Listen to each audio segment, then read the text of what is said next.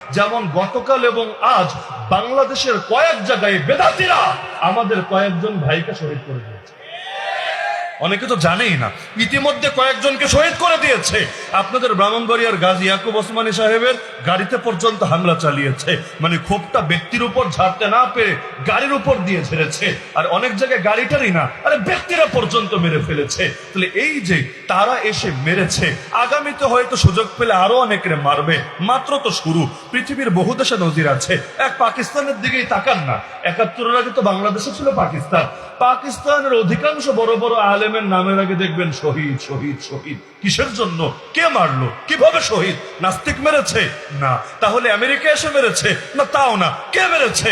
আরে কাউরে মেরেছে কাদিয়ানি, কাউরে মেরেছে শিয়া, আর কাউরে মেরেছে ভণ্ড বেদাতি। আর মারবে না কেন? ওরা তো ওদের মানুষদেরকে, মুরিদদেরকে সারা জীবন এটাই বোঝায়, এরা গোস্তাখে রাসূল, এরা দুশমনের রাসূল, এরা আহলে বাইতের দুশমন, এরা পাক পাঞ্জাতনের দুশমন, এরা ইসলামের শত্রু, এরা ইসলামের পথে সবচাইতে বড় বাধা। তো সারা জীবন যখন এভাবে মানুষকে ফুসলাবে, উস্কাবে, তাদেরকে ইন্ধন দিতে থাকবে, মানুষ তো ভাববে আরে কাফের মাইরা লাভ নাই, মুশরিক মাইরা লাভ নাই, নাস্তিক মাইরা লাভ নাই, আগে এগুলোরে মারতে হবে। কারণ নবীর দুশমন যারা, তারা পৃথিবীতে কিভাবে বেঁচে থাকার অধিকার রাখে। এখন আসল দুশ্মন যারা, তাদের নিয়ে খবর নাই। যেমন আজকে সবাই লেখালেখি করছে যে ওদের জশ্নে জুলুসে নাকি ৭০ লক্ষ লোক হয়েছে। দেখেন নাই আপনারা? ৭০ লক্ষ। গত বছর মনে হয় ১ কোটিও দাবি করেছিল। এই বছর তার একটু কমেছে দাবিটা, ৩০ লাখ কমেছে। কারণ নেতা নেত্রী পালিয়েছে তো, যাদের শেল্টারে আকাম কুকাম করেছে। কেন ব্রাহ্মণবাড়িয়া শয়তানটা পালায় নাই? কে কষ্ট পাচ্ছেন নাকি? ব্রাহ্মণবাড়িয়া শয়তানটা পালায় নাই? ওই শয়তানের কাঁধে ভর করে যারা মাস্তানি করতো, গুন্ডামি করতো, এমনকি আমাদের নাম নিয়ে নিয়ে পর্যন্ত হুমকি ধমকি ছুটতো, ওরা অনেকে পালায় নাই। তো এই কারণে ধরলাম যে ৩০ লাখ কমে ৭০ লাখ এসেছে, ভালো কথা। যদিও এই দাবির বাস্তবতাকে আল্লাহ ভালো জানে।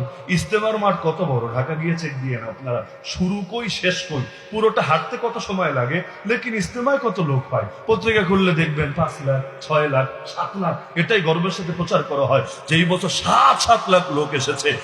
এত বিশাল মাঠ, হাঁটতে হাঁটতে পা ব্যথা হয়ে যায়, মাঠ শেষ হতে চায় না।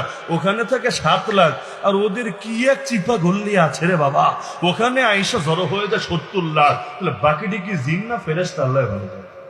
এমন হতে পারে যে প্রত্যেকের কান্দে ৭০টা করে জিন আছে। এই হিসাবে মানুষ একজন আসলে এটা ৭১টা কাউন্ট করা হবে, ৭১-এর চেতনা নিয়ে, আল্লাহ ভালো জানে। তো যাই হোক, ধরলাম তর্কের খাতিরে না, ৭০ লাখই আসলে জমা হয়েছে। তো গর্ব করা দরকার যে আশেকের রাসূল ৭০ লাখ এসেছে। আরে যেখানে ওরা গর্বের সাথে বলে ২২,০০০ ইয়াজিদি লাগবে না, আরে ৭০ জন হুসাইনি হলেই চলবে, ২২,০০০ ইয়াজিদি দিয়ে কি হবে, গর্বের সাথে বলে। সেখানে ৭০ না, ৭০ লাখ যদি হুসাইনি, আহলে বাইতি এবং নবী মুহাম্মদ সাল্লাল্লাহু আলাইহি ওয়াসাল্লামের আশিকিন, জাকিরিন, শাকিরিন একসঙ্গে এসে জমা হয়, বাংলাদেশে ইসলাম কায়েম হতে আর কি না। তাহলে বাহ্যিকভাবে মনে হয় যখন তারা ৭০ লাখ একত্রিত হলো, নবীর প্রেমে একত্রিত হয়েছে। আমরা ধরছি আর কি, জেলাপির প্রেমে না। যদিও আমার মাথায় একটা বুঝ আসে না, আপনারা একটু বুঝাই দেন তো আমারে। মনে করেন আপনাদের এলাকায় মসজিদ আছে না? ঘাটুরা মসজিদের কথা বলছি না, যে কোনো এক মসজিদ মনে করে। মসজিদের মধ্যে এক শুক্রবার এলান দেওয়া হবে, সুন্নতের পর সবাই বসবেন, মিলাদ শরীফ আছে। মনে করেন সবাই মিলে বসলো, বসার পরে হুজুর জিকির আজকার করলো, তেলাওয়াত করলো, দুরূদ পড়লো, দোয়া করলো।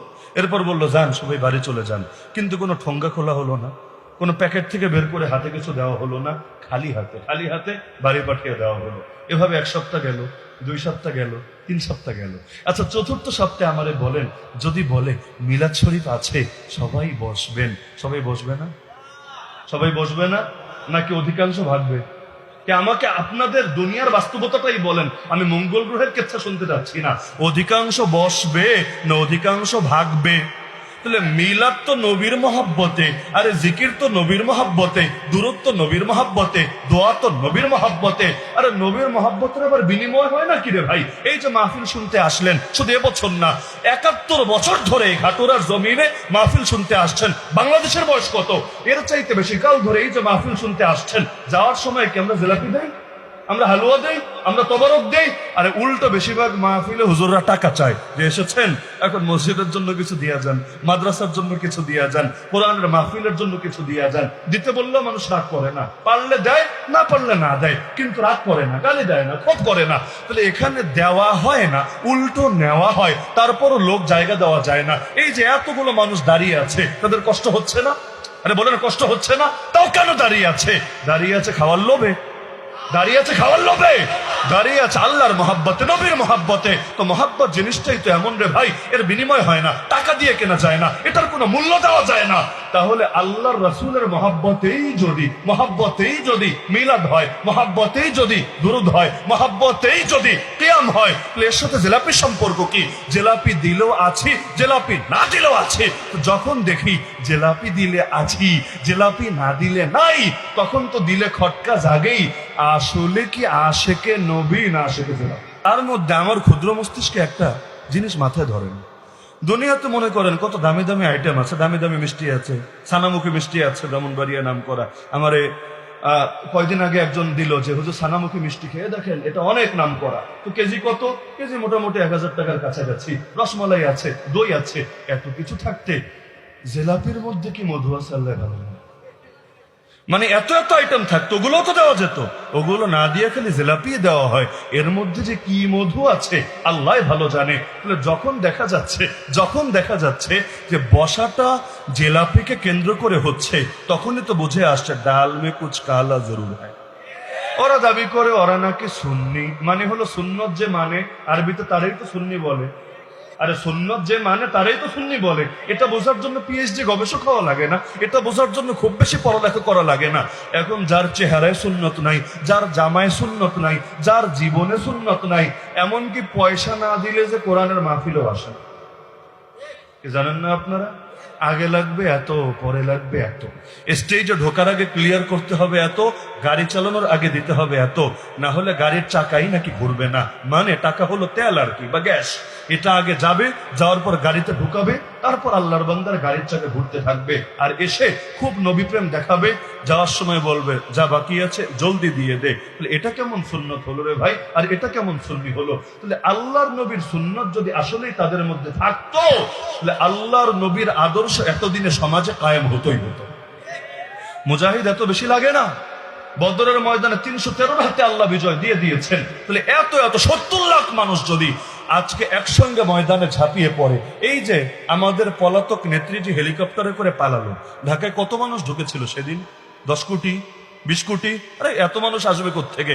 ঢাকার বাইরের মানুষ যে খুব বেশি গিয়েছে তা না, যাওয়া লাগে নাই, কারণ ঢাকার আশপাশের মানুষের যথেষ্ট হয়ে গিয়েছে। তাহলে কত হবে? ধরেন 50 লাখ, 60 লাখ, 70 লাখ, বেশি থেকে বেশি 1 কোটি ধরলাম।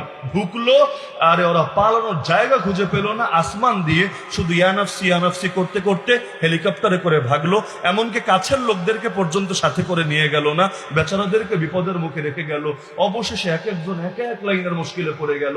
কেউ দাড়ি টাড়ি কেটে পালাতে চাইলো সুন্দর করে, কিন্তু তারও আবার আরেকজন ধরিয়ে দিল, আমারে নিবা, একা একা তো থাকবো, এটা তো মেনে নেওয়া যায় না। ধরা যখন খেয়েছি, ওরে নিয়ে খাবো, ওরে নাও, ও তো অমুক দরবেশ আব্বা, ওরে না নিয়ে আমারে নিবা, এটা তো হতে পারে না। আবার দেখা গেল অনেকে এমন পেরেশানিতে পড়েছে যে চেহারা দেখাবে দূরের কথা, মানুষ তার ভেতরে জিনিসপত্রও দেখে ফেলেছে। এতদিন ডিবি অফিসে বসে খুব হুঙ্কার টুঙ্কার ছুটতো, এখন তো টেনশনে পড়েছে, আরে পালাবো কিভাবে? চেহারা তো চেনে, কাপড় খুলে যদি পালাতে চায় লাভ নাই, পোলাপান তার জিনিসের সাইজও জানে। এখন যেখানে পাবে সেখানে মারতে আর জান তো বের করে ফেলবে। এই যে এক মুশকিল হালত যে তৈরি হলো, নেত্রী পালালো কেন?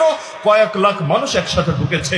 এবার বুঝেন বাংলাদেশে নাস্তিক কয়টা আছে, বেঈমান কয়টা আছে, নবীকে গালিগালাজ করে এমন লোক কয়টা আছে। এত আশিকে রাসূল জিন্দা থাকতে নবীর দুশমন সমাজে কিভাবে আস্ত থাকে? এত আশিকে রাসূল জিন্দা থাকতে আল্লাহর নবীর খেলাফত দুনিয়ার বুকে 100 বছর ধরে না থাকে কিভাবে? তার মানে কোথাও না কোথাও তো ঘাপলা আছে।